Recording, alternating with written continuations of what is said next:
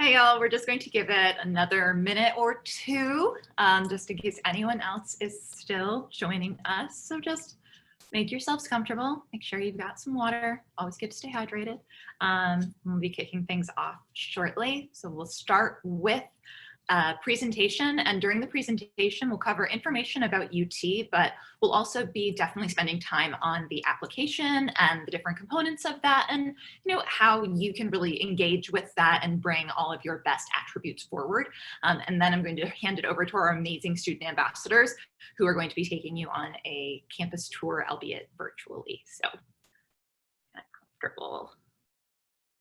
Give it another minute or so.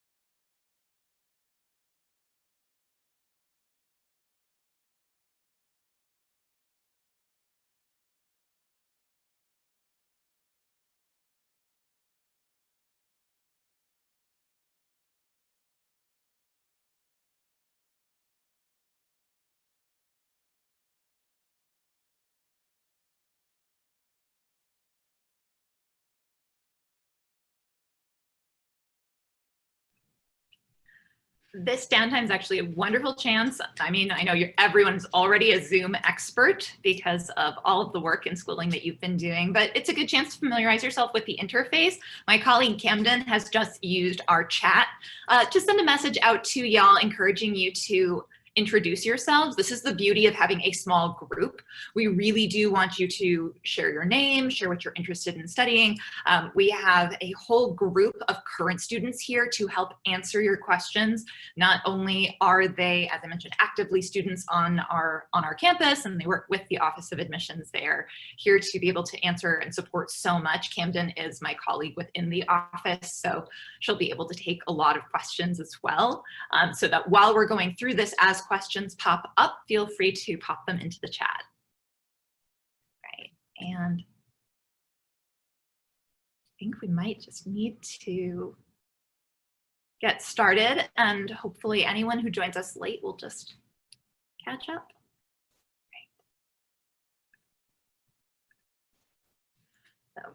Well, I am Alex Taylor. I am the Director of Central Texas and National Recruitment for the Office of Admissions here at UT Austin. And it is just such a pleasure to be joining you all this afternoon. It's very nearly evening for you all. I have to say, I will be totally transparent with all of you and say that while I do feel that I can y'all with the best of them now, I am originally from Connecticut and I have family in New York and New Jersey too.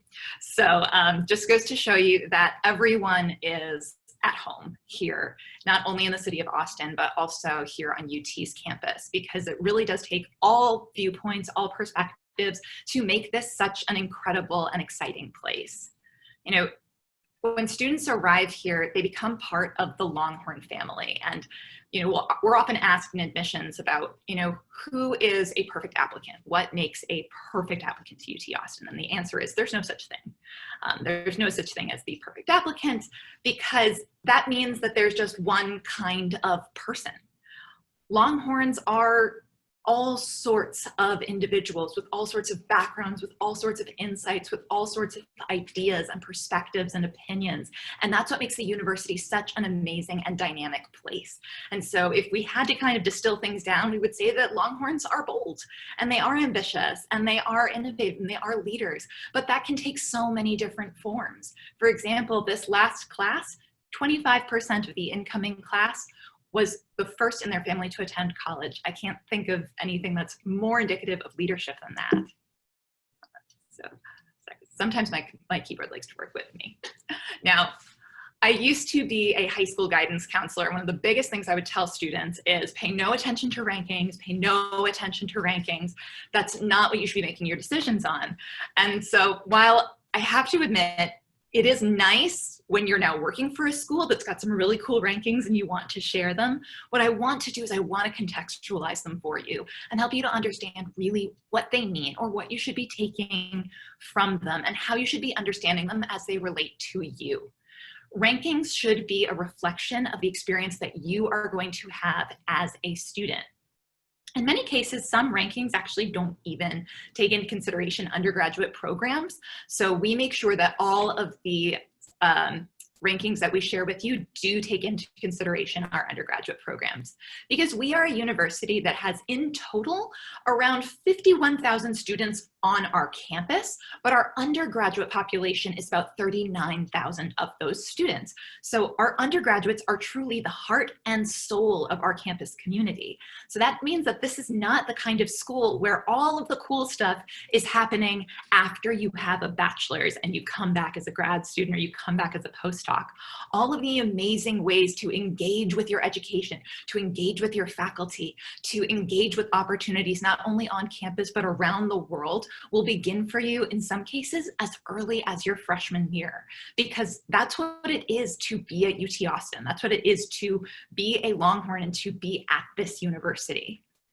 Now, to kind of give you a sense of how this all breaks down, because if I say just like 39,000, you're like, oh, okay, wow, that's huge. That might be bigger than my town. But it's just kind of up here. We are made up of 13 individual schools and colleges. So like the Macomb School of Business, which is the #5 business school in the country. The Steve Hicks School of Social Work, which is also one of the most highly ranked schools of social work for undergraduate and graduate programs in the nation. Our College of Education, the Moody College of Communication, which has the award-winning radio, television, film program and advertising program. We have our College of Natural Sciences. And then on top of all of this, we have an entirely separate section where we have pre-med tracks that you can add on to any major. So there are going to be all these different ways that this 39,000 students, this big university starts coming down and forming itself into your smaller communities. There are ultimately 170 fields of study. And so that's just sort of where your journey starts, because you are going to put together the education that is right for you. Ultimately, your major is going to be about 1/3 of what you study, and that leaves you room for your core curriculum, which still has lots of room in sort of that liberal arts way to be flexible. So even if you're an engineer, you still can get a well-rounded liberal arts experience. And then of course, room for electives. So you can be that engineer that does the minor in business and also does a study abroad in Spain. So it's not about limiting yourself at UT Austin, although sometimes it can be hard to say no. Now, obviously, we would like you to get out of the libraries, of which there are 17, and out of the classroom and start to enjoy your life here on campus and obviously in the broader city of Austin. And hopefully you'll do that by getting involved in one of our many student organizations. I've been with this university for about 5 years. And when I first arrived, I thought it was spectacular that we had nearly 900 clubs when I arrived. Student organizations, clubs, you know, fancy terms. In that time, we have jumped to 1,300. And for me, as an educator, that is a huge indication that this is not a school that wants you to come and just kind of be like everybody else. Come and be a part of what we already have, just sort of get in line and be like everyone. No, come, bring who you are, share who you are, and allow others to join in and appreciate you. Can you hear? Hello? I'm sorry. Sorry, make sure everyone has their mics muted so that doesn't happen, because I was on my roll and I suddenly thought I was in a conversation. We want you to have the opportunity to share who you are, engage, and make sure that others have the opportunity to discover new passions through what you're contributing to the campus community. And it always feels very strange at this time when you're working with prospective students and you're so excited to share with them about UT Austin, what Austin itself has to offer, that you then kind of also want to say, and a really amazing thing that we also have to offer is the fact that we have a tremendous number of study abroad opportunities. So we're sort of like, come to Austin, go away. But the truth of the matter is we are ranked 3rd in the nation, sometimes 2nd, sometimes 3rd, for the percentage of our students who do study abroad. You can schedule it to fit with your major. You can schedule it to fit with your course of study. So if you don't want to miss a football season, you might have to miss a basketball season, or if you want to be here for South by Southwest, you're willing to miss ACL, you can be gone in the fall. Or if you don't want to miss either, you can do a summer away. So there's lots of different opportunities for you to do study abroad. And there's so much funding available for students. And that's one of the things that I really appreciate, which is that with all of the opportunities we have, we make sure that all of these resources are available and accessible to all of our students. Because to me, that is the true idea of what it is to be a Longhorn. That is what Longhorn life is all about. Experiential learning, from doing research, which 75% of our students will do independent research here as undergraduates, to getting an internship, whether that's here in Austin, in honestly the studios of Rooster Teeth or the studios of the Longhorn Network, because that is a benefit that we have, or working in the offices of Apple or Google or Dell. Michael Dell is an alum of UT Austin. He started Dell Computers right from his residence hall. It's kind of wild. I can't tell you which room because that's top secret, totally classified. But that's what it is to be a Longhorn, to be learning in the classroom and then to feel empowered to go and try it out and to really take who you are and share it. Because this is what we want for all of our students, to know that they have been armed with one of the best educations possible and best resources possible. Our students have one of the highest retention rates from freshman year to sophomore year, over 96% of our students, which means not only are our students successful and moving on from their freshman year to sophomore year, but they're happy and they want to stay and they have really made this their home. And that to me is a really exciting part of being part of this campus community. Now, I know that you have so many different things that you are juggling and working through as you are mulling these months and weeks ahead as part of your applying to college process. And I do want to quickly move through the dates so that we don't get held up on them later on. Now, our application just opened on August 1st. UT Austin is not an early action nor early decision school. So while we might encourage you to apply by a particular date, when I get to that, I'm going to explain how that's a little bit more for like sort of your benefit, but we do not have separate pools. From August 1st to our final deadline of December 1st, all students have equal opportunities for admission. There is no one date or one time of year where a student would have a greater likelihood of admission simply based on that. We do not operate within separate pools or anything like that. Now, one thing I will share about the application is that once you've submitted your application, you'll gain access to what is known as your My Status portal, where you can keep track of all the different components of your application and make sure that everything is here. Your transcript, your resume, if you choose to upload it, can be uploaded there. You can track letters of recommendation from there. But one thing you can also do from there is let us know that you would like to live on campus should you be admitted. So you're not telling us where you want to live on campus. You're not telling us who your roommate is. But this is something we do offer to students because we can't guarantee housing. We can provide housing for the vast majority of our students, but we can't guarantee it for all 100%. So if living on campus is something you would absolutely like, we do encourage you to apply for housing really early in the process. Now, we know that it's not just about attending school, it's also about being able to finance it. On October 1st, FAFSA will open, and that is at fafsa.edu.gov. And so that's the free application for federal student aid. I like to joke with families that it typically takes about 2 cups of coffee to get through. And many families will often feel like, you know, I don't know if we're necessarily going to qualify for aid. We might make too much money. I have found that even when I've worked with families who felt that they would not qualify, it at least does give them options of being evaluated, and in some cases can make you eligible for certain outside scholarships. Just being able to check the box that says that you did complete FAFSA can help. So whether it necessarily is something that will help you as you are attending school and helps you with the institutional aid you might get from that school, it can absolutely help you with certain outside scholarships. Now, as I mentioned before, we are not an early action nor early decision school. And so we do not operate with any kind of binding decision or reviewing students in just an early action pool and then a regular pool. But we do know that a lot of students are completing their applications in a much earlier timeline than others. possibly because you are gearing towards those early action schools, possibly because you're just really on top of it, you want to get this done and you want to enjoy the rest of your senior year. I do not blame you one bit. So for students who submit everything by November 1st, and that is their application, their transcript, we are not requiring test scores this year, but your essays are uploaded. You know, every required item, as long as it is in by November 1st, you will have your answer by February 1st. Ordinarily, we guarantee notification of your decision by March 1st. This doesn't mean that it's necessarily being evaluated earlier, but given the volume of applications we receive, this is a helpful way for us to get a jump at least on the individual evaluation of applications, so that when we go into our group evaluations later on, we've been able to move through this a lot faster.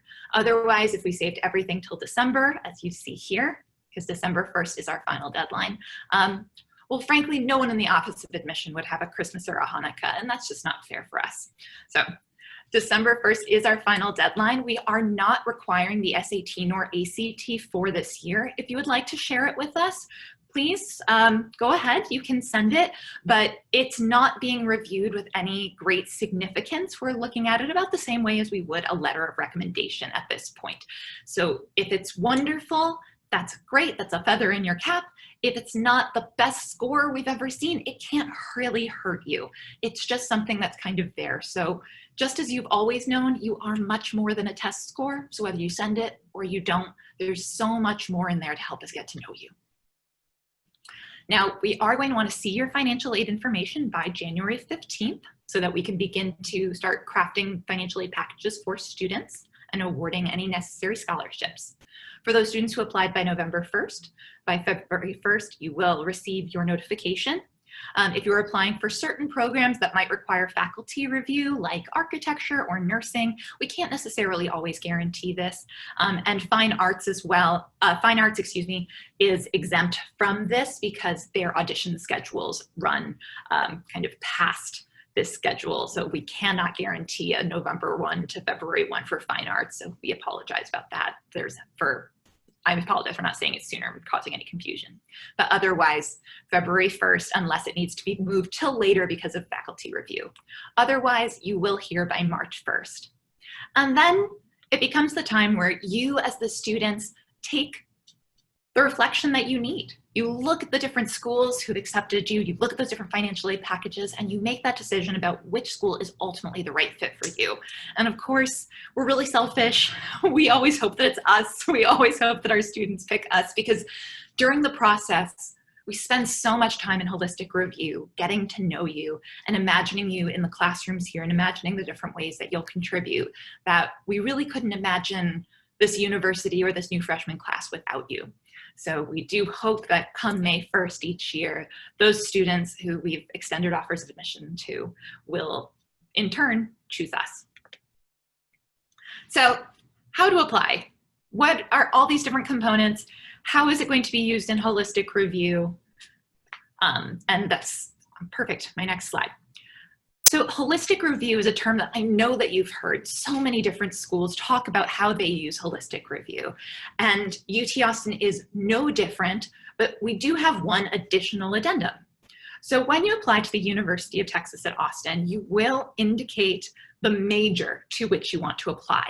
Now, if you are unsure of which major you would like, you can apply to our undergraduate studies program, which is our formal undeclared program for the whole university.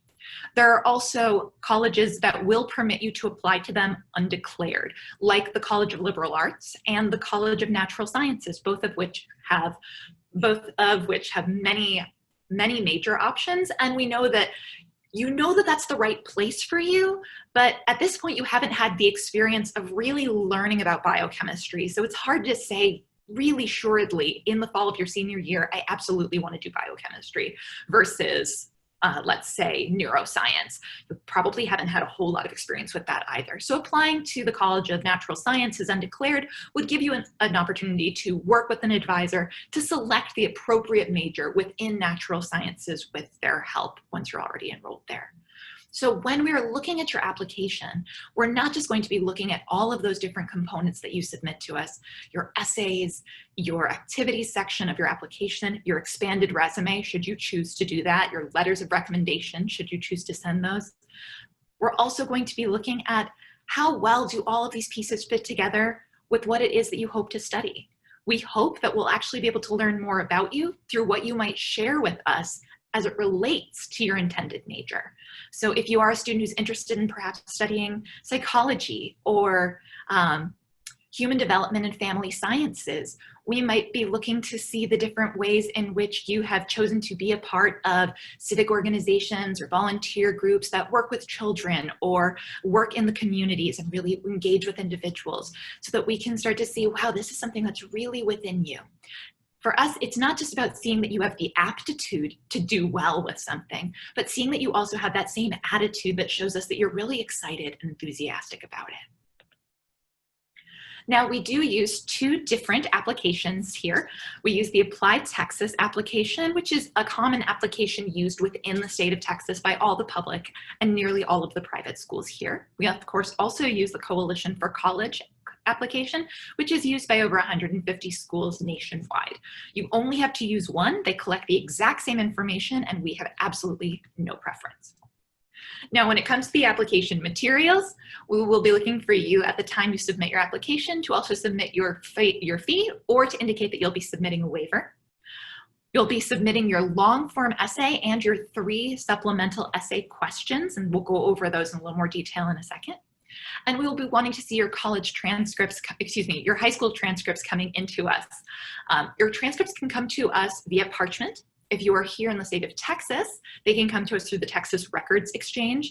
And then that My Status portal that I mentioned earlier allows you as well to upload an official copy of your transcript. So if your counselor were to provide you with an official copy via PDF, you can upload that into the portals. Just in case you're feeling very nervous, you're worried it's not there, you can send that to us. And of course, things can come hard copy through the mail, but these are definitely the best, especially via Parchment. Now, optional materials, expanded resume, letters of recommendation.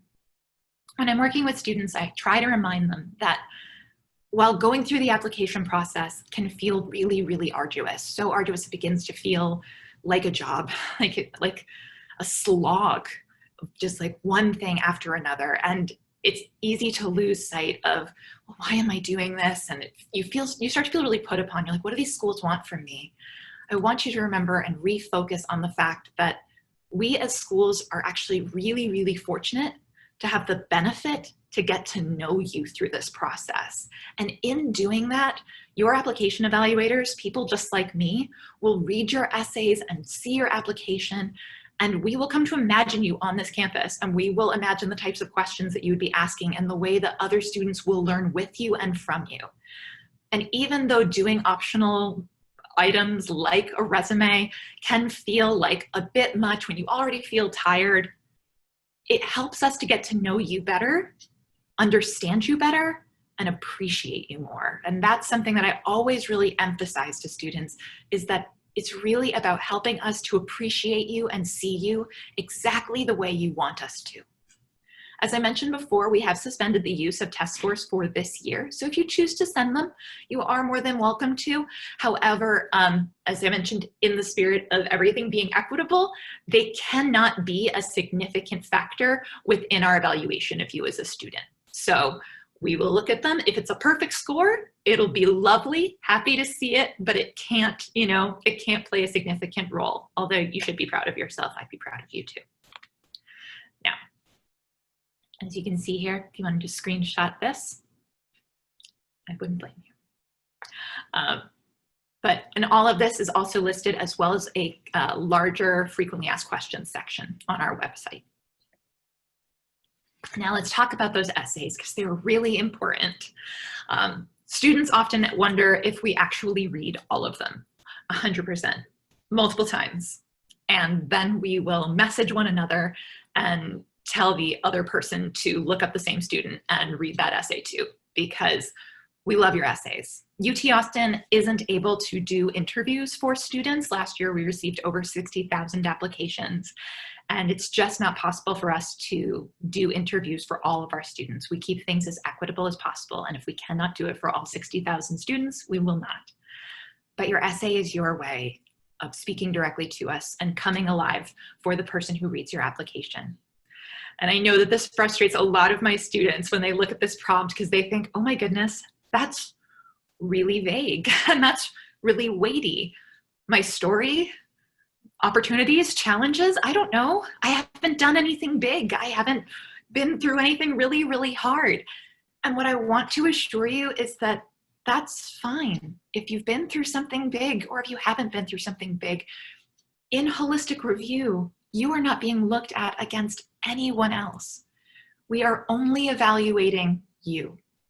We're looking at you in your context. So big or small, whatever story you tell us, if it is important to you, it will be important to us.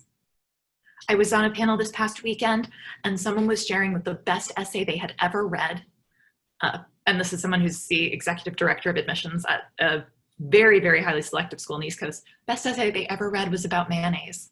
My best essay I ever read was about how a student really, really wanted a pet goat when they were a little girl. Truly, best essay I ever read. Love it so much, think about it all the time, and that student probably has children now. That's how long ago this was. So truly, this is your story. And if I can offer you one piece of advice, let the people who know you best read your essays, not to correct them, not to put in commas, not to try to change your language, but to just make sure that your voice sounds like you. Sometimes it's our siblings who will do this the best because they never spare our feelings, do they? Now, we also have 3 required short answer essays, and these are very important to us. So if UT is a school that you're really serious about, I want you to pay close attention because these are essays that we designed on purpose because of the way that we evaluate students. The very first question we asked is, why are you interested in the major that you indicated as your first choice of major? We admit students directly to their majors. If a student is not admitted to their major, we unfortunately cannot offer admission to the university. So evaluation for an admission to major is key. Help us to understand why you want this major. Even if it's a new interest and you're excited about learning and studying and doing something with it in the future, that's fantastic. You don't have to have been madly in love with this topic since you were 5 years old. But help us to see what it is that gets you so excited to pursue this and make this your degree. Second short answer question. This is one of my favorites as an educator because for every student I've ever worked with, I would absolutely say each and every one of them was a leader, but in their own way. So once again, we let you take the lead here. You tell us how you have demonstrated leadership, whether it's been in a big way, in a small way, in your school, in your community, in your home, with the younger siblings or aging grandparents or teaching a dance class. However it is that you've been a leader, even if the way that you've just been a leader is by always being the friend who picks up the phone and always just kind of being that servant leader, showing and giving whenever you can. You show us how you are a leader because what you value, we will value.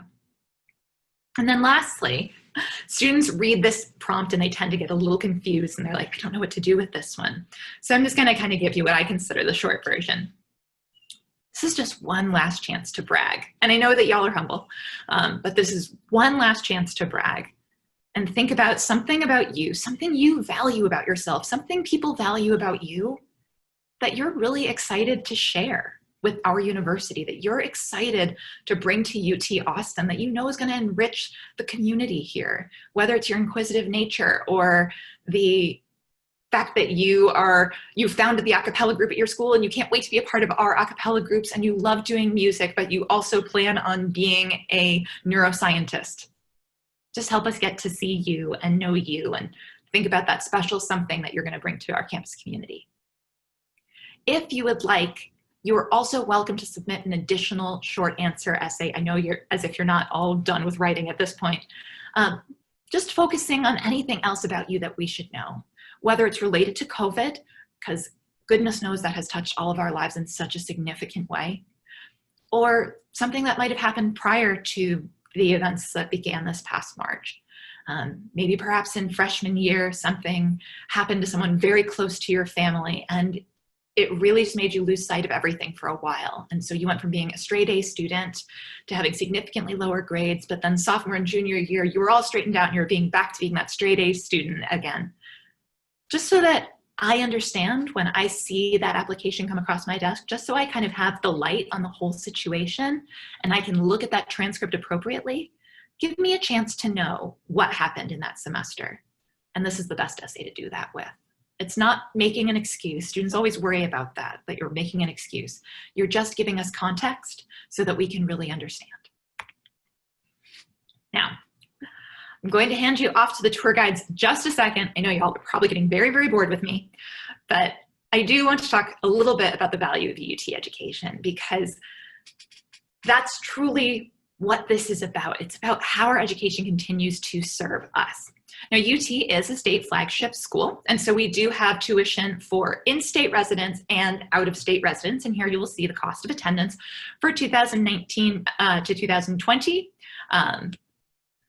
for our in-state, and now 2019 to 2020 for our out-of-state students.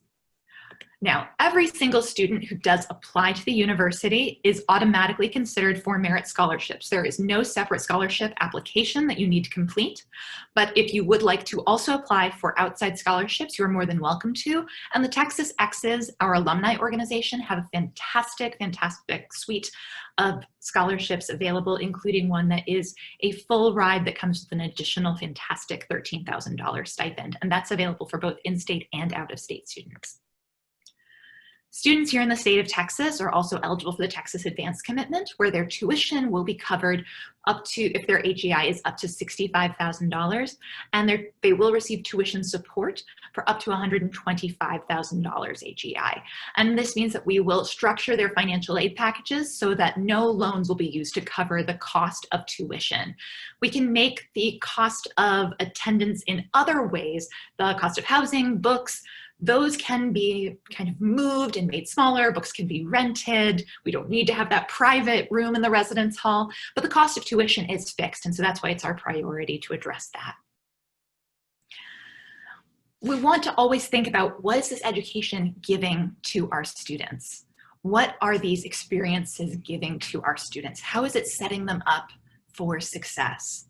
And so when we think about being able to be a best value college, to be a college that pays you back, a college that creates futures, to know that we have been rated actually by 3 different groups. Here's the Global Employability University rankings, but 3 different groups as having the world's most employable graduates makes me incredibly proud, because it's an ongoing focus of every single staff and faculty member at this university to make sure that our students are always getting the best education possible, the best support, the best resources, the best opportunities.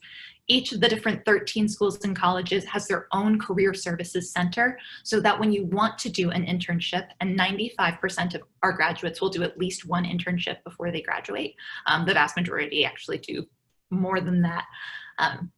You will go into an office that works with students who just do majors like yours. There isn't a universal office that you go into. So if you're in the Moody College of Communication, they only work with students who are in those majors, and they've tracked the success of them. They've tracked what students have liked, what they haven't really enjoyed, the internships that have often led to job offers for their students. So this is the kind of support that you're getting. If you're a student who's interested in a pre-health career, we have an entirely separate office for students who want to do pre-health careers, and that's going to get you advising, it's going to get you assistance staying on track towards taking your MCAT, it's going to get you prepped before you go and do those med school interviews, which can be real toughies, but if you get a little bit of support, you're going to be just fine. Making sure that our students always have everything they need to succeed at every step of their goal. Now, we are always here to help. We have ways that we are helping our students not only around the state, but out-of-state students are helped by our by every single member of the Office of Admissions. So you, any out-of-state students, I do believe you all are out-of-state, would just write to us at our admissions@austin.utexas.edu website and call us at our primary number. Every single counselor who staffs the Dallas office, the Houston office, the Valley office, and the office here in Austin supports that admissions supports that admissions email address, which means when you write to one email address, you're actually getting over 30 counselors. And we don't read by region, so we don't have a New Jersey specific rep or a Maryland specific rep or California specific rep. And that's because we don't need to. All of our out-of-state students are considered wholly at once. This also means we don't have quotas by high school, so don't worry if you find out the girl next to you is applying to UT Austin. Don't try and talk her out of it. You know, we could have schools where we might accidentally admit the entire senior class that wants to apply to our school because we are evaluating each student individually for the major to which they're applying. And we look forward to getting to know you and getting to learn all about the different passions that you have and how you hope to bring those to the university. And with that, I am going to turn it over to our incredible student ambassadors. Oh my goodness, y'all have been asking some fantastic questions. And I don't want to log out prematurely. I'll probably stay in for a little bit to answer questions in the chat. So Camden, I don't know which of the, oh, Miranda's doing it. Oh, perfect. All right, I'm here. Hi, y'all. Sorry, we want to try to make that transition as smooth as possible. But my name's Miranda, and I'm going to be y'all's tour guide today. So we're just going to go ahead and kind of jump right into it. The way this is going to work is I'm going to be trying to talk for about 45 minutes because the last 15 minutes is going to be a student panel where me and the other tour guides on this call are going to take all of y'all's questions, and that's what's really important to us is hearing from y'all. But we're going to go ahead and get started. So we're going to do some introduction. So my name is Miranda. I am a rising junior studying nursing at UT, and I'm originally from Keller, Texas, so like Fort Worth area. So if y'all can do the exact same thing that I just did in the like the little chat box, drop your name, kind of like where you're tuning in from, and what you're thinking about studying. We really do want to get to know y'all. I already saw somebody that said they're interested in nursing. Ask me any question you have. I could talk your ear off about the nursing program, but please drop what you're interested in. That's how we get to know y'all. But I'm going to let chat support come on and introduce themselves as well. So I'll go first. So hi everyone, my name is Simran. I'm a rising junior studying public health and I'm from Houston. Like Miranda said, please drop your introductions. We'd really like to get to know you all, even though it is virtual. We like to know who we're answering questions for and who we're talking to. So please introduce yourselves, like Miranda said, with your name, where you're from, and what you're interested in studying if you know. So yeah, with that, have a great tour, and I'll let the next guy introduce themselves. And hey y'all, my name is Allie. I am from San Antonio, Texas. I'm double majoring in government and women and gender studies with a minor in Mexican American and Latino studies. And through the tour, you'll notice that Miranda will be throwing a lot of information at you. So as you have already, please do use that chat box. We will be there to answer questions and then chat more with you at the end. But you're in great hands. Have a great tour. And hi y'all, my name is Gauri. I am a rising second year. I am majoring in biochemistry with a minor in business, and I'm from the local Austin area. I'll be in the chat box with the other two awesome tour guides. Ask any questions y'all have, introduce yourselves. We're here for you. But Miranda is amazing. Y'all are in great hands. Enjoy your tour. Oh, so sweet. I love when they like hype me up before a tour. It makes me super excited. All right, so we're gonna go ahead and get started. So our first stop is gonna be here at our library, Perry Castaneda Library. It is actually one of 17 libraries that we have here at UT. This is definitely, in my opinion, the most popular one, the one where you'll probably find yourself sitting at sometimes. And I know it's kind of strange to start with a library, but there's a lot of great resources in here that I just want to mention that are just so easily accessible. So when you walk into the library, there's going to be a computer lab or two computer labs. So one's going to be like Dell computers and one's going to be Mac computers. And because, you know, some people like one more than the other. Sometimes certain programs want you to use one over the other. But also with those, they usually have the most like updated, newest programs downloaded onto there. And like what I mean, for example, is Photoshop. So Photoshop can get kind of pricey to pay for it yourself. So UT doesn't want you paying for it. They don't want you dropping $60, $70 on a Photoshop application when they have it downloaded on the computers here at the library. So before you purchase anything like that for your computer, go check it out, see if they have it at the library. If you keep going past the computer lab, though, there's actually STEM drop-in tutoring. So that's going to be super helpful for your intro, like science classes. I used it for chemistry because I don't like chemistry. I'm not very good at it.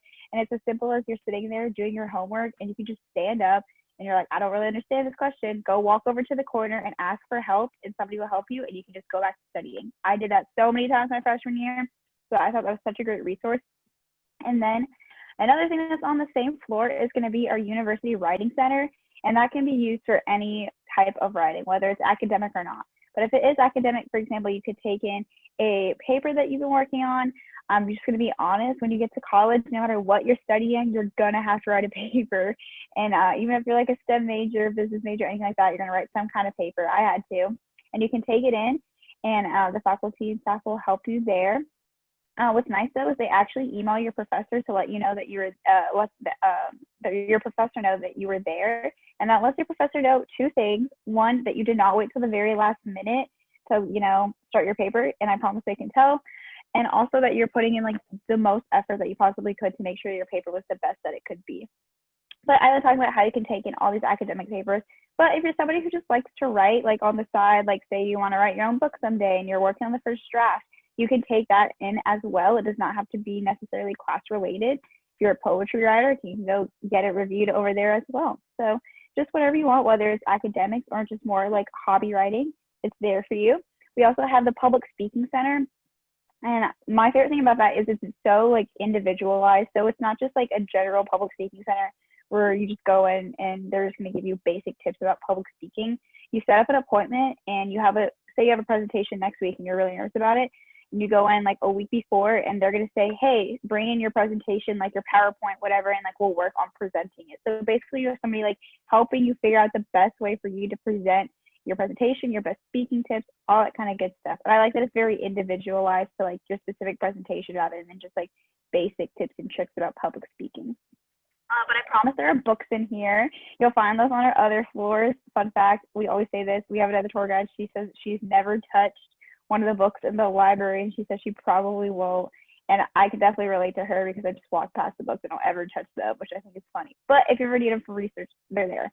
But each floor is a different sound level, so it very much tailors to what kind of studying you need, what kind of environment you need when you study.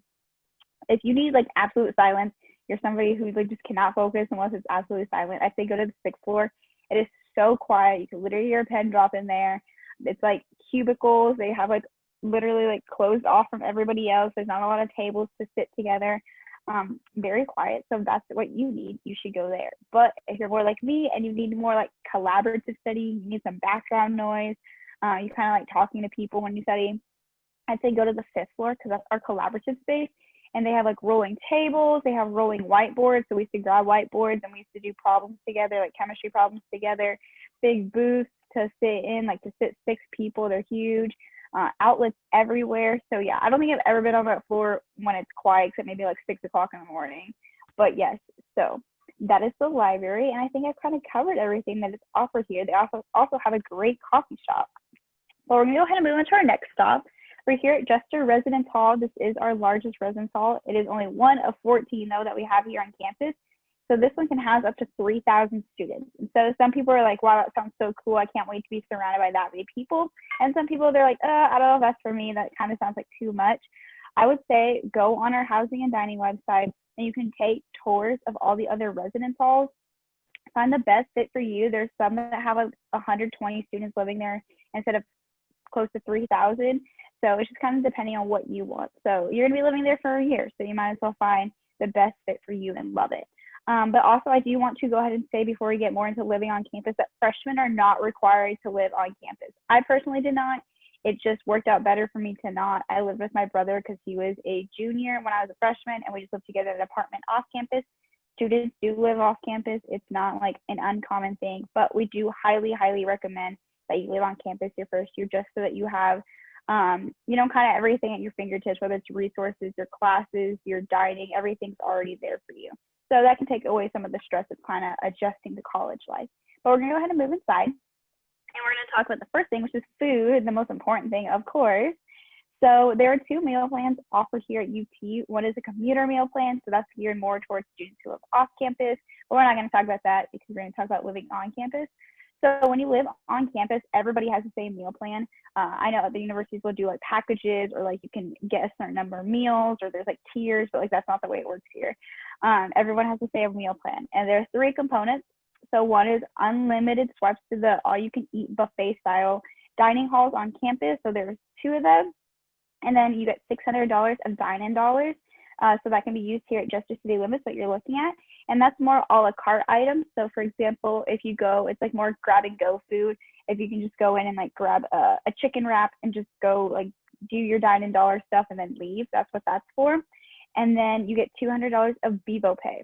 So Bevo Pay is going to be used more at like your chain restaurants located throughout campus. So for example, like Starbucks, Chick-fil-A, Steak and Shake, Panda Express, and even some places off campus. So on the western boundary of campus, as soon as you cross the street, there's like there is a Potbelly Sandwiches, there's a CVS, there's a Chipotle, and all those places will take your Bevo Pay as well. So there are some restaurants like located off campus that will also accept Bevo Pay, which is really nice because then you're not just limited to just always eating on campus if you and your friends want to ever, you know, get off campus for a little bit, which is really nice. So those are the three components of the meal plan. And this is Jester Center. So I feel like this picture doesn't know justice. I've never been in Jester Center when there's only 8 people. It's always hustle and bustle because there's a lot going on just even in this picture. So in the bottom left corner, y'all can't really see it, but right there, there's actually an auditorium. So I've had 2 classes there, 2 lecture classes there. So again, how nice would it be to just live on campus where you can just roll out of bed and walk downstairs and you're there at your class. So I thought that I was always really jealous of people who said that they woke up like 10 minutes before class and they just got there. And meanwhile, I've been awake for like 40 minutes. And then this is like a coffee shop. This is a little market we have. We have the Christian Green Gallery, so an art gallery here in the Jester Center. You go up the stairs, there's some more classrooms. And if you keep going up the stairs, you'll actually get to our Sanger Learning Center, which is a great resource. So one thing that they do is they do one-on-one tutoring, and you get a certain number of free credits with tuition. So I think it's like, I want to say it's like 15 to 20 or something like that. So you literally just go online and you say, I need to be tutored in this class, and they'll schedule a one-on-one tutoring appointment with somebody who's like taken the class before, probably with the same professor. So they kind of know a little bit about the exams, they've experienced it before. And again, you don't have to pay extra for that. So why would you not use it? If you ever find yourself even slightly struggling, or even if you're not, if you just want to kind of reinforce the material in a class that you don't feel as prepared for a test or things like that. So they also offer workshops as well. So they do like time management workshops, study skill workshops. So if you ever find yourself like starting to like struggle, or like the adjustment to college from high school is not going as like easy as you thought it was going to be, I'd say go to the Sanger Learning Center. They're all there to help. And I mean, also, if you live in Jester, it's just downstairs. So no excuse to not use it. But this is what I'm sure everyone's been wondering about, what some of our rooms look like. So this is actually our showroom that we would show to you if we were walking around campus. So everything that is wooden is included in the rooms, and so all that furniture. And yes, the beds move. I always get asked, do the beds move? Can I change it? Yes, you can. The rooms also include a mini fridge and microwave, every single one of them. So that's really nice because I had friends at other universities where they had to like lug a mini fridge down like in a truck, and then they had to like carry it up the stairs to their room. It was a big mess, but nice that it's already included for y'all. But what's going to differ in the different residence halls and going to vary in price is going to be what bathroom style you have. So we have 3 bathroom styles here at UT, and they all vary in price, like I said. So I'm going to start with the cheapest one. So the cheapest one's going to be community style. So that's where you and about 15, 20 students will have the only ones to have the access code to your community style bathroom on your floor. The perks of that, it is cleaned and restocked by staff. So you don't have to worry about like cleaning your bathroom. You don't need to worry about buying toilet paper, which would be super nice. Probably the last thing you want to think about when you get there. And for most of the residence halls that have community style bathroom, you'll see the sink in the corner. If you have community style bathroom, you will have a sink in your room, which will be really nice because like at the end of the night, you want to just brush your teeth, like do your little skin routine. You don't have to walk all the way down the hall for that. You can just do it in your room. So that's a perk. Another type of bathroom style is going to be the shared bathroom style. So that is also here at Jester. And that's going to be where you and your roommate have a connecting bathroom with the 2 people living next to you. The downside to that, it is not planned or restocked by staff, so y'all do have to like take care of that yourself. And then the last and most expensive option is going to be the private bathroom. So this room would actually have a private bathroom. This is a room in San Jacinto, one of our other residence halls, a little bit smaller than Jester, actually a lot smaller than Jester. So if you're looking for something like that, San Jacinto. But private bathroom, again, it is not cleaned or restocked by staff. You do have to do that yourself, and that is our most expensive option. So you got to think about it as privacy increases, price is going to increase. And I promise that like what was just shown in the last picture, like in terms of furniture, is the same thing that came in this room. No, like residence hall is going to have more or less furniture. You just kind of had to add your own personality. I think this room is really cute. I very much think it's aesthetically pleasing to look at, but that's just me. But also, every residence hall is going to have some type of common space. So for example, this is a 24/7 quiet study room that we have in Jester.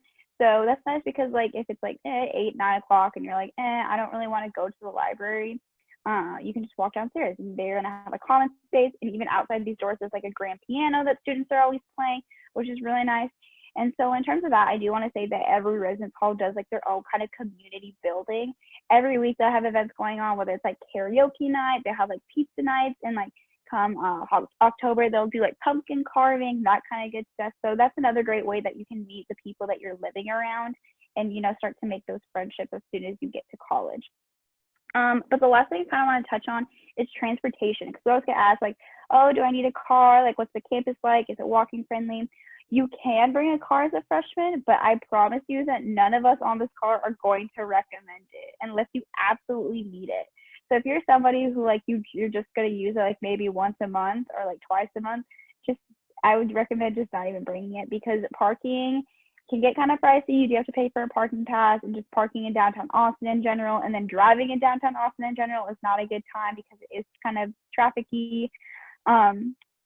In terms of like getting to class, it's actually faster probably to walk to classes than it would be to drive to classes. I can say that I've never found myself like driving to class. I've always been walking all over campus, and to get from like top to bottom. So like the nursing building's like the bottom of campus. Like it's pretty far. To get from like top to bottom, I think it's taking me like 20 minutes, 25 minutes max. And that's like when if I'm walking kind of slow. So it's nice because I like how everything's kind of compact. So like you can get to class in time. You don't have to worry about driving. You can bike, you can skateboard, you can scooter, you can walk, basically everything except driving. Driving is a no. You do not need to do that. But you're probably wondering like, oh, I'm gonna be in Austin. Like, how am I gonna get to go see all the cool things Austin has to offer? With your UTID, you actually get Austin public transportation for free. So our bus system, for example, you just get on the bus, swipe your ID, and you can go wherever in Austin. That's what I did, how I got to class. I lived about a mile away. I just hopped on the bus every morning, swiped my ID, and it dropped me off on campus, and I just walked to my next class. So simple as that. I know that's a lot of information, y'all. I just want to make sure that we have enough time at the end to do our student panel. So if you need any clarification or any more information, please drop it in the chat. That's what they're there for. But we're going to head to Gregory Gymnasium and talk about being active on campus. So fun fact, this is actually where our UT women's volleyball team plays. Such fun games. Oh my goodness, I love those games so much. And this is actually where our Hook'em hand sign was created. So there's actually a cheerleader who was at our pep rally the day before we played TCU. And he was like, okay, y'all, we're going to do this tomorrow at the game. It's like hook'em, like it looks like, you know, like a hook'em. And the students loved it. And it's so funny because faculty hated it. And you could actually like get in trouble if they saw you doing this like on campus. That was super disrespectful, which is really funny because nowadays, like this is so like essential to like UT's brand. You throw this up almost anywhere and people are going to know what you're talking about or what you're referencing. So we were actually the first university to have a hand sign, fun fact as well. But if you go into Gregory, there's actually going to be some really cool things that are offered to you as a student. So there are 2 things that are not free with tuition. I'm just going to go ahead and get those out of the way so that we can just talk about the free stuff. So one thing is going to be the rock climbing wall, and the other thing is we have classes. So like Zumba, P90X, Pilates, all that kind of good stuff. Those have a fee, but you can actually get the Texercise Pass, which is $90 a semester, and it gives you access to all the classes during the week. So you can go to like 4, 5, 6 a week, which can really add up, which is really nice. But you get all access in like 100 classes a week. So that's cool. But we're gonna talk about the things that are free. So this is our, like, it looks like a resort, not gonna lie. So you keep walking to the back, and this is our leisure pool. We have a lap pool if you like to swim. We have an indoor lap pool as well, so if you are kind of cold in the winter, understandable. We have a water aerobics pool. We have a hot tub. So you'll definitely see a lot of students sitting out here studying during the spring. So again, that's free with tuition. And then also we have like our weight rooms inside. We have a cardio pit. We have a 1/7 mile indoor track. We have volleyball courts. We have basketball courts. We have racquetball courts. We just have a lot going on. And it's, like I said, I already got all the things that cost money out of the way. So everything else is going to be free with tuition. And don't worry about like bringing your own equipment. You can go to the desk and actually check out like a basketball or a volleyball or anything like that. So don't ever worry about buying equipment. But we're going to go ahead and move on to our Darrell K. Memorial Stadium. The football stadium is my favorite stop. I am a huge like college football fan, just college sports fans in general. So what you're looking at here is our Longhorn band. That's what you're seeing. Love them to death. They're phenomenal. But what's really nice is if you're looking for a community, you know, kind of to get involved in, if you're somebody who's in band now, you like to play an instrument now, but you don't want to like study music in college, I'd say look into joining Longhorn band. You don't have to be a music major. You can be in anything major and continue that hobby and passion of yours, meet people, again, have another great community. But if you're like me, you might find yourself as one of these many, many people that you see located in the back here on Saturdays. Such a fun time. I can honestly say that like going to a football game and being surrounded by that many people who love UT just as much as you do is the best feeling. We always get asked like, oh, how do you feel UT pride? Like, how do you feel school pride? And I honestly think that sporting events is one of the best ways, just because it puts so many people, like, again, who love UT. It's just small space and you can just like share that all together. So what you're looking at here is our football team, and this is actually Hookem. He is like our mascot of our mascot. We have a live mascot. He's a Longhorn. His name is Bevo. Love him. And then this is Hookem. So that's his name. And you're probably wondering, well, I don't really like sports. Like, I don't know, like if I'd ever want to go to a sporting event. Let me tell you that you do not have to like sports, even know what's going on in sports to have a great time at these games, because it's not always about the sports. Again, it's about being with your friends, making those memories, feeling Longhorn pride, just all of that. So I have friends who just do not like the sports like whatsoever, but I always drag them to games and they end up having a phenomenal time. So the way you're going to have access to all these is going to be through our big ticket. It's $175, and I know that kind of sounds like a lot, but it gets you into every single home sporting event. So not just football games, but like those volleyball games I was talking about, softball, baseball, basketball, swimming and diving, soccer, everything. So if you find yourself wanting to go to multiple games throughout the year, I'd say look into getting that. I've gotten it the past few years, and it's nice because like during the week and on a Tuesday night, you're like, I don't really have any homework. What should I do? And like my friends and I will go to like a volleyball game because we have the big tickets, so we can go to those. But if sports still aren't your thing, if I still did not convince you to get the big ticket, that's okay. There's some other really cool things to do on the weekends as well. So we actually have a Bass Concert Hall, which, as you can read the caption, does not just serve UT Austin, but serves like the entire Austin area, if not like a lot of Texas, because you'll hear people come into town to see the things that come through Bass Concert Hall. There's a couple things that come through here. We have comedians, we have music groups, we have dance companies, we have Broadway shows that come in through here. So we had Hamilton coming through here. We have Mean Girls rescheduled to come through next year. So, and these, if you want to come to these, I'd say look into getting the Bass Pass. So the Bass Pass is you pay a one-time fee and then you get discounted like $10 student tickets. And these aren't like bad seats. Like these are just like up in the nosebleed kind of seats. They're like actual good seats for people around who probably paid like $100. So for example, if you wanted to go to a Broadway show, I'm sure that if you got your discounted $10 ticket, you'd be sitting around people who probably paid at least $100 for those same seats. So just have to say that. But our latest claim to fame, though, is Jimmy Fallon. So he actually came and filmed his show here at Bass Concert Hall. He saw us on ESPN College Game Day when we played LSU last year. I was there. It was the best time ever. But apparently he saw us and was like, wow, that looks like fun. Austin looks like fun. I want to go see what that's all about. So he came and literally could have gone anywhere in the nation, and he chose UT. And it was such a fun weekend to have him here. If y'all have not seen at least the intro to that show, I'd highly recommend watching it because he's just running around Austin and the campus and like talking about how great it is to be a cowboy, to be a country boy, you know, you'll understand once you watch it. But it's kind of chaotic, but I think it really speaks to like kind of how upbeat and fun it is to be a UT student and also to live in Austin in general. But we're gonna go ahead and move on to our MLK statue. So with our MLK statue, basically here we're going to talk about like student voice. So with student voice, students can they do get things done here at UT. So the MLK statue is a perfect example of that. So basically there's a student organization who came to the president of the university at the time and was like, hey, we want more diverse representation within the statues here on campus. And I just like to say that like this statue, you look at it and at first you kind of like think like, oh yeah, it's like a common figure kind of in the back of your head because I guess we've grown up seeing it like all the time.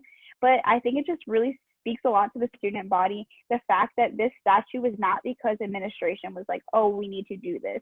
It was because students were like, hey, this needs to get done and we want to do this. Like, let's get this done on campus. And I don't know. I just really think it's really important to emphasize that it was students who were the ones that were like, let's get this done, let's do this. So basically they came up with a plan that they would take $1 from every student's tuition so they had enough money to fund the statue. And so it took a couple of years, but finally the statue was erected on our campus. Fun fact is actually this second statue of MLK to be erected on a college campus. The first was his alma mater. So also the way that he's positioned is very intentional. He's actually reaching out towards East Austin. So Austin is a gentrified city and the effects are very much still seen today in the communities located in East Austin. So with the outstretched hand, he's just trying to convey the message that like no matter who you are, no matter where you're coming from, no matter what your background is, you have a place and have a voice here on campus. And personally, like every time I walk by, it's just nice to be reminded of that, even like, you know, on the tough days. So it has a lot of meaning, and it's a very special space for a lot of students. But another student initiative was actually the Student Activity Center. So this was actually a parking lot, and then students came together and were like, how about you give us a new like kind of like student union? So everything in this building was basically picked by students for students. So this is our sleeping stairs. Yes, it's just giant stairs that students were like, we want to be able to sleep. So lo and behold, now we have this. But a couple of important offices that are here. So one is a student government office. So you're probably wondering like, okay, student initiatives, I'm listening, but like, how does that happen with like, who talks to administration about these things? So that's student government. That's the channel through which like student voice goes through. They do a lot of speaking to administration, all that kind of good stuff. And then another two offices that are really important to highlight. One is our Multicultural Engagement Center, and that is a safe space for minority students. They have full-time faculty in there. And also we have our Gender and Sexuality Center, which again is another safe space for members of the LGBTQ+ community. But I keep saying that those are safe spaces, and I do want to highlight that for sure, because if you're a part of those communities, you should have a safe space on campus that you can go and meet people within those communities. But also, I always like to say that it does serve the purpose also for those who are not part of those communities. Don't feel like that you are not allowed to go in there. Like, don't feel like it's just like a line that you're not allowed to cross. You're allowed to go in there and ask questions. Educate yourself, learn a little bit more, learn how to become better allies for those communities, because that is also a big part of what those offices are for as well. Just like to highlight both of those purposes. But also within this activity center, you can probably find some really cool rooms that you'll probably find yourself in some student organization meetings. So there's quite a few ways you can get involved on campus. We have over 1,300 different clubs and organizations. So a couple ways that you'll find out about those. One is going to be through Horns Link. And it's a database that has all of our student organizations through. Go look it up by keyword. If you want to find a dance organization, look up dance, and I'll show you all the different organizations. And also at the beginning of each semester, we have tabling. So what you're seeing here in this picture. So basically, outside, like all along this yellow brick road that we have that runs through the middle of campus, organizations will sit out with their tables, and they fill this like road. I kid you not. And you can just walk by and ask them like what their organization's about. They'll be handing out free food, trying to get you to join their clubs. And that's a really good way to, I don't know, in my opinion, get to like talk to the people who are part of those organizations, find out more about what they're kind of doing in that club. So don't worry, you don't need to like know exactly what you want to do now. Sometimes things will just catch you by surprise, and that's what you're going to be involved in. So don't worry. Again, I know that the database, it's just kind of hard to be like, okay, well then how am I going to like know about them again in a year once I'm there? Tabling is a big thing. I promise you'll be able to talk to people part of those organizations at the beginning of each semester. But I am going to go ahead and move on, talk a little bit more about education and kind of how you can like tailor your education to make it your own. So one thing is through study abroad. We also call it education abroad because studying is not the only thing that happens. You can also do internships abroad. You can do research abroad. You can do volunteering abroad. So obviously you can read that Christian had a great time in New Zealand. I can say that you can go for as long or as little as you want. You can go for a year, a semester, a month in the summer, kind of whatever you want to do. I would say go talk to the study abroad office. All you have to do is go ask and say, hey, this is my major. What are my options? What have people in my majors done? Like when they go study abroad, where do they go? And they'll help you and show you everything. And it's not a commitment to go talk to them. You're not committing to anything. You don't have to pay anything. Just go and ask them. That's what they're there for. So in these pictures, you can see, you can definitely see some Longhorns, you know, studying abroad, 3 different ways you can go abroad, and they're all going to kind of vary in price. So if you're wondering about funding your education abroad, just know that there are a lot of scholarship money that goes into that to make sure that students are able to have that opportunity. You can do affiliate program, you can do professor-led, and you can do exchange program. And if you want to know more about those, I'd say look at our link that is going to be dropped in the chat if it has not already been. You can also see all the different countries where we offer programs as well. But we're going to talk about Gates Dell Complex. So this is actually a computer science building. I'm pretty sure I saw somebody in the chat that was interested in computer science. So this will be a home. But I am going to talk about just kind of the transition into college because I know that that can be really hard in terms of academics. So one thing that we have is our freshman interest groups and transfer interest groups. And that's basically where you're going to be put into a room, into a group with about 15, 20 students in your major. And you're going to meet once a week. And you're gonna have a peer mentor who just shows you like the ins and outs of UT. And that was so helpful to me personally because like we got to talk about like where to go when you're sick. We got to talk about like what to do in terms of like in Austin, like fun things to do in Austin, all that kind of good stuff. Just show you the ins and outs, like I said. But also what's nice is with those 15 people, those students, you'll have actually some of the same classes. Like it's very intentional. Like UT makes sure that you have at least like 2 to 3 classes with those same people. So for example, I had stat, bio, and chemistry with my FIG group. And that was so nice because in those bigger style lecture classes, so this is what a lecture class looks like, I'd walk in, be kind of scared, wouldn't really know where to go, where to sit. I see that one person I recognized from my FIG, because like I said, we all have the same, like we have the same classes. I just go up to them and be like, hey, can I sit with you? And she's like, yeah, of course. And so I like that they already had that community set up for me the second I stepped onto UT's campus. It really made that transition a lot less scary. It already felt like I had a group set up for me. I didn't have to worry about like kind of putting myself out there as much. But I promise that all your classes are not going to be lecture style. I would say when you come as a freshman, there's a good chance that probably at least like 2 or 3 year classes are going to be lecture style. But as you move further on in your degree track, your classes are going to get very small very quickly. For example, I just finished my 2nd year, so halfway through, and already my smallest class last semester was 20 students. So they're already starting to shrink immensely. Pretty happy about that. But I did like my lecture style classes. Don't worry, we do have discussion sections with your lecture classes.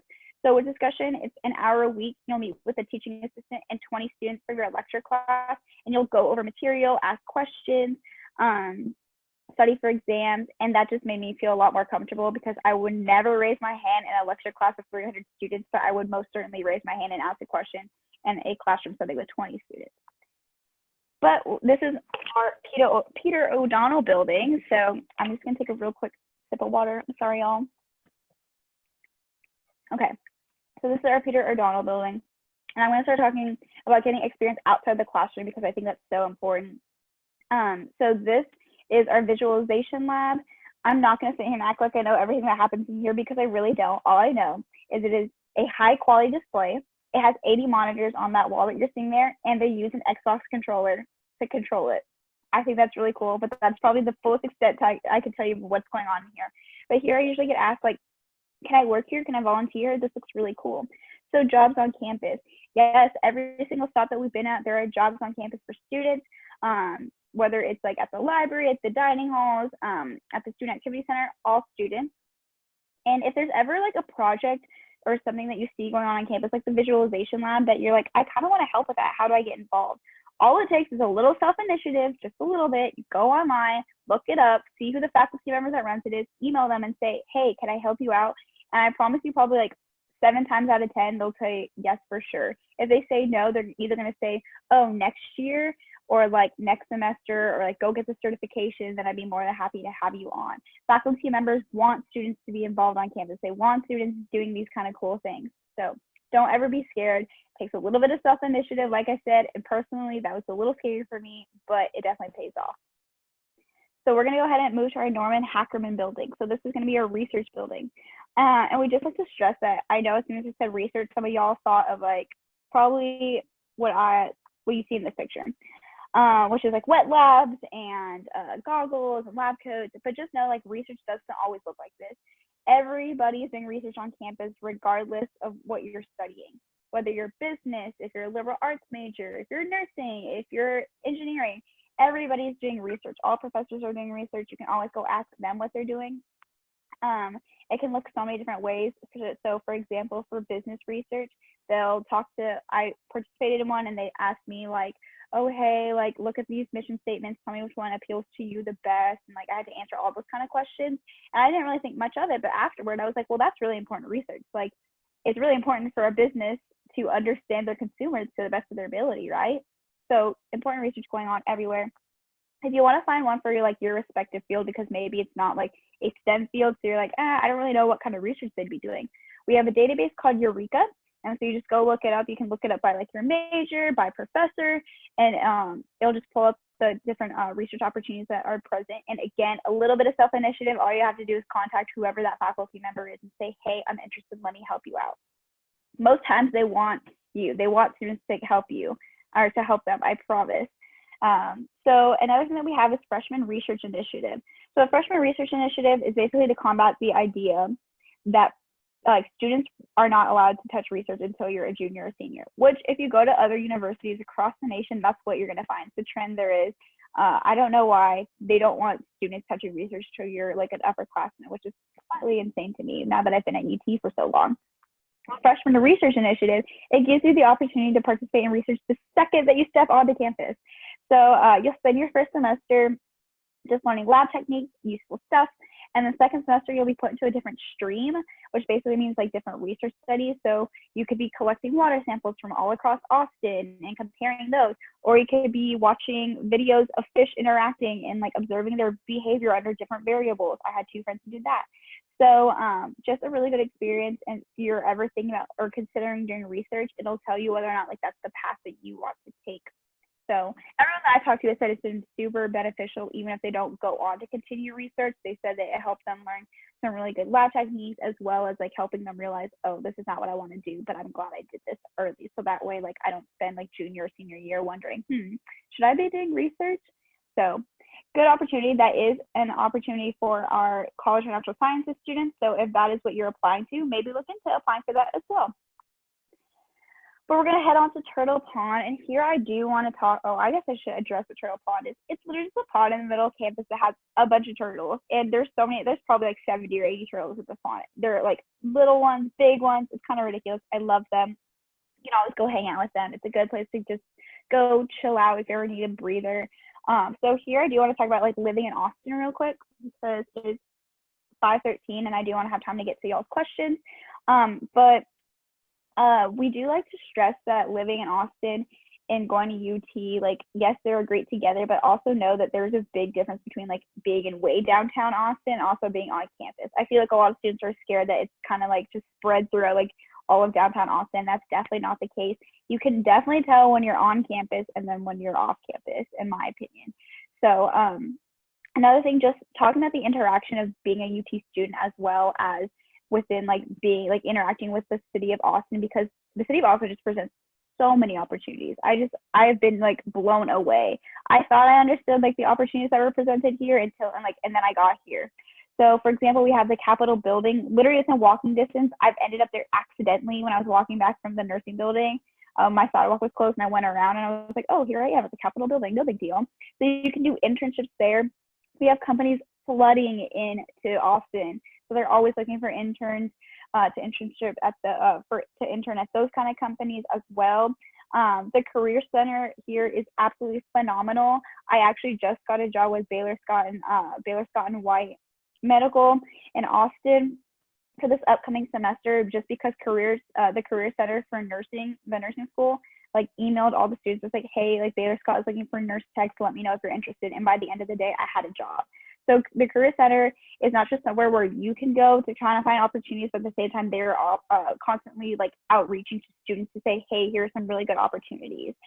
So just know that also being in Austin, you're able to have some kind of opportunities that people who go to like college towns may not necessarily have. So for example, I have friends that go to college towns and they have to wait till like the summer to do internships. And meanwhile, students in Austin are doing internships while they're doing classes. So just something to think about. Another thing is don't ever think that Austin is just like this big city and it's just super urban everywhere. There is a nature side of Austin. We have like the lake, which is kind of like a river, but it's called a lake. I don't understand it, but I think it's more of a river. But you can go kayaking there. There's hiking trails. You can go camping. There's just a lot to do in Austin once you kind of get out of the city. So if you're ever looking for like something more naturey to do, just know that there is that aspect to go do on the weekends. I know a lot of friends who go to like Barton Springs, they go hiking, they go to Mount Monell just to have a nice view, have a picnic. We have Zilker Park, which is a huge, beautiful park where people just go and have picnics as well. So a lot to do in Austin, if you can't tell. That's more than just like the city. But here I do want to wrap up our tour, and then we're going to move into our student panel section. So this is our tower, and a really cool tradition that happens here is basically you start and finish your time at UT like exactly the same, and that's in front of the tower. So the night before you start classes, you'll have Gone to Texas, where basically the entire freshman class congregates in front of the tower, and they have this really big over-the-top thing where like the cheerleaders are there, the band is there, the president is there to talk to you, the president of the university. And at the end of the night, the tower gets lit for you, which if you don't know, the tower being lit, it just doesn't happen randomly. Like that's only for special occasions. So it gets lit, and then in the windows, it actually shows like your graduation year. So mine was 22. And that's like as a welcome to campus. And I could not sleep at night. I was super excited after Gone to Texas. And then 4 years later, you'll finish the same way you started, and you all will congregate again in front of the tower. And for the second and last time, the tower will light up in your honor and with your graduation year. But this time it's as a farewell, good luck, and congratulations, you're now a Texas X. So I don't know. I just think that's a really good way, like full circle, ending the same way that you began. But with that, I know that this is kind of already shown in the last present, like during the info session part of our meeting. But I do want to highlight that we're all here for you, and like that's exactly what we're trying to do right now. So please, no matter how small a question you think it is, write down the information, contact them. That's what they're there for. And yeah, I'm glad y'all could be here today. But it is 5:17. And I do want to get to y'all's questions. I know I threw a lot of information at y'all very quickly. So please, please, please, I know that like that was a lot. So I will not be offended if you're like, I do not understand anything that you're talking about research. Can you talk about that again? Something like that. I completely understand. So please let us know what y'all want to know. But yeah, so this is y'all's time to shine. If you have specific questions about your program, anything like that, we're also here to answer those questions. But I'm going to invite chat support to come on, and we will have until 5:30 to answer y'all's questions, or wherever you are tuning in from. It is 5:17 here, so till 5:30. Yes, thank you, Miranda, for that almost lightning speed tour of some of the highlights of campus. The first question, Edward asked about balancing school and jobs and internships. And I know Miranda just talked, so I don't want to make her talk, but I know a lot of people who do internships and jobs during the semester, and it's kind of like almost like an extracurricular activity, and that's part of the beauties of being in Austin is the fact that you can do that during the semester. You don't have to go anywhere. And you'll find that there's a lot of employers here in Austin who have who want students to come do internships for them during the year. Balancing school and jobs internships, it's definitely possible. You'll find that most employers understand, and they're like, okay, your internship's like 10, 15 hours a week, and they understand that you're also in school. And so I don't know if any of you have friends who've done internships during the school year. Also jobs, if you're interested in on-campus jobs, there's so many on-campus jobs that are available for you. If you're just trying to, I don't know, make some extra money, or maybe do work study, there's so many different ways to have jobs on campus as well. But I'll let someone else also give their input.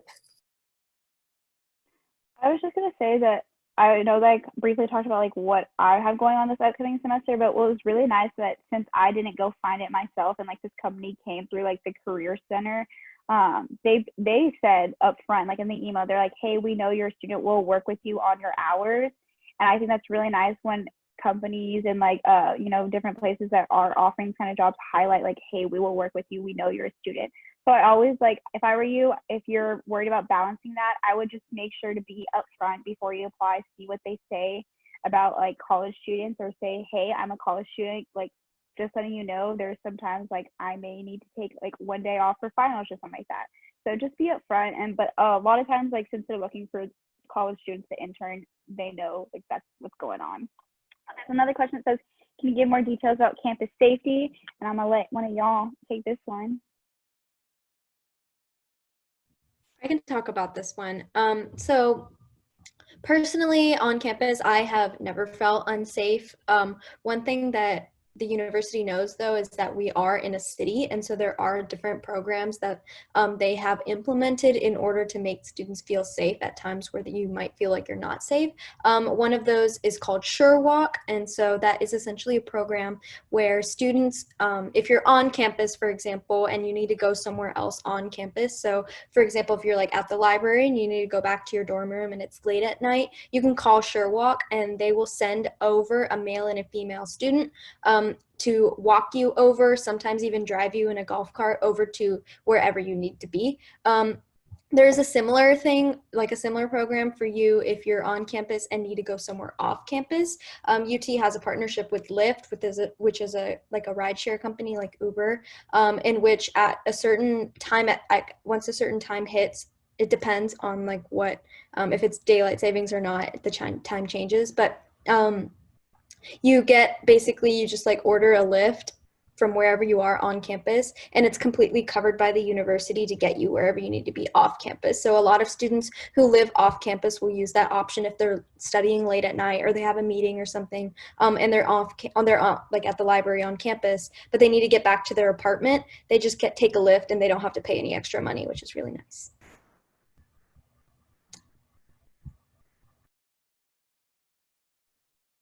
All right, y'all, keep those questions coming. We love that. Those are great questions. Yeah, they are. And we will like eventually ask ourselves questions, but again, I would much rather hear from y'all. And I know I did a lightning fast tour, so I know there's something that y'all were like, oh, she was just going way too fast and I have no idea what she was saying, or like I don't understand, please clarify. So I know, don't trust me, I know. So like tell me. I won't be offended. That's what we're here for.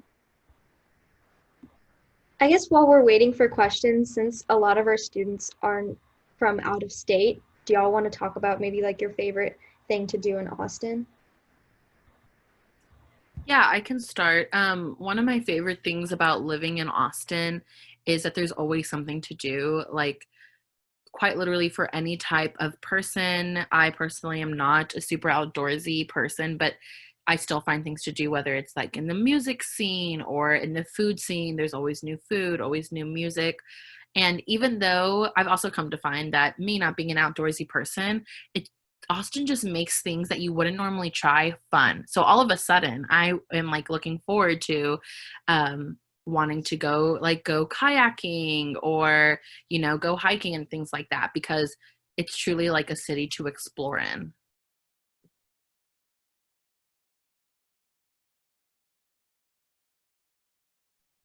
Austin's also a great place if you're a foodie. With food trucks, there's literally almost anything, any and everything you can try. There's all sorts of like fusion type things too, like cuisines you wouldn't even think to mix together. And so there's plenty of just tons of different things to try. And Austin's, it's like everyone's scene, right? If you're a music person, if you're a food person, if you're a nightlife person, if you're an outdoors person, there's literally something for everyone. And it's honestly one of the best places you can live as a young adult, in my opinion. So there's a question, are there shuttles that take students to and from the airport, or do students pay for an Uber to get there? I think there is like a bus that goes over there. I'm pretty sure there is. I just know it's like kind of a longer route. So you can pay for an Uber.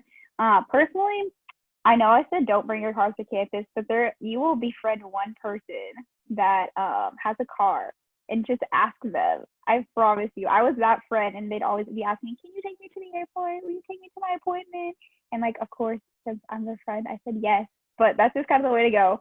We always have a tour guide that's like, the trick is just don't bring your car, just become a friend or be friends with somebody who does have a car and just use them and ask them for rides sometimes. So if that's the way it has to be, a lot of students that live in Texas will bring their cars. I bring my car because I'll go home sometimes. But how far is it to campus?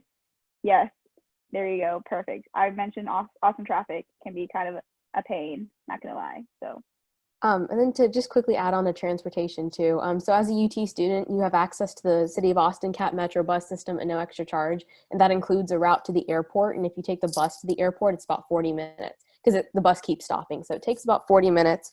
I know because one of my friends did it he went to the airport for fun just to see, because it doesn't cost any money as a UT student to use the bus system.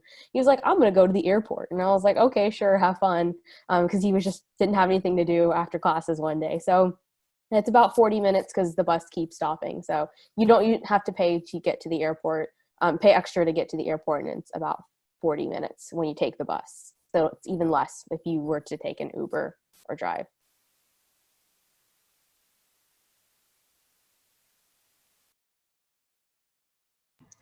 Okay, I can try and answer this question. I will say the one thing about UT is, in my opinion, and I think I speak for all of our tour guides on this chat when I say this, is I don't think there's like top 3 like best programs.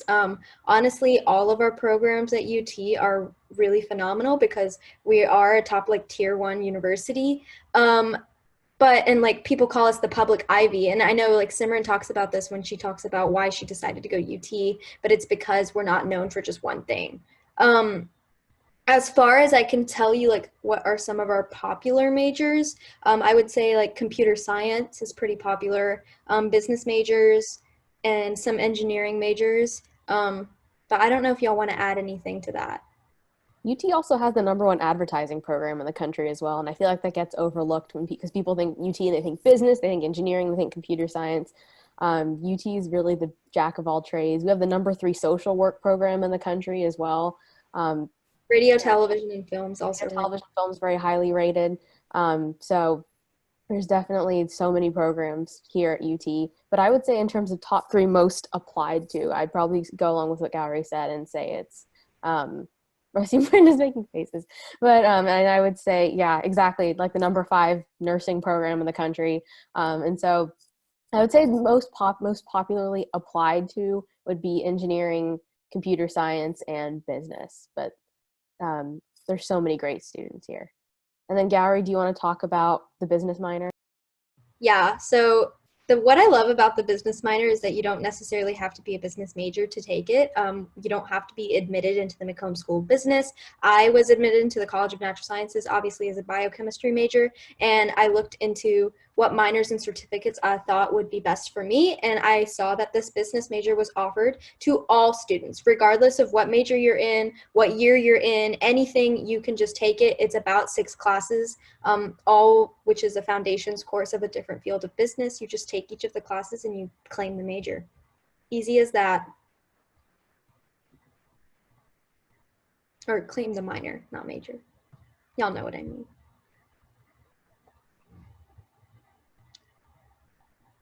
All right, we got about like 2 more minutes, so feel free to drop any last lingering questions y'all have. We're ready for you. I also know that this could be kind of like, I feel like we're always putting people on spot when we're like, we have a minute left. Any last minute questions? Well, yes, I see you have a question, but I'm just gonna say I'm gonna drop my email personally on my like my UT email, so in case y'all have questions, because again, I know it's a fast tour, so feel free to reach out to us if you have any questions as well. But I'm gonna drop my email. If somebody wants to take the question, is it difficult to register for classes as an out of, no. If somebody wants to go into depth about that, but. Yeah, it's the same for all students to register for classes. And UT, I believe Camden, yeah, the UT doesn't track interest. Also, really quickly before we go, I know that I knew coming into this tour that most of you are from New Jersey. And so there's a guide in our office named Kirsten who's from Paramus, New Jersey, and I reached out to her and she gave me permission to share her email with you all. So if you have any questions about what it's like to come to UT from New Jersey, she said she's more than happy to answer any questions you might have. So I'm going to drop her email in the chat if you'd like to reach out to her about any of that. Don't reach out to her with admissions questions that you ask the admissions office, but this is Kirsten. She's, like I said, she's from Paramus, New Jersey, and she's a current student. She's a tour guide just like we are. If you have any questions about what it's like to come to Texas from the New Jersey, New York area, she's gonna be able to help you out. So I just dropped her email in chat support. Feel free to ask her what you want. And someone can take Drew's question. Okay, Cameron got it.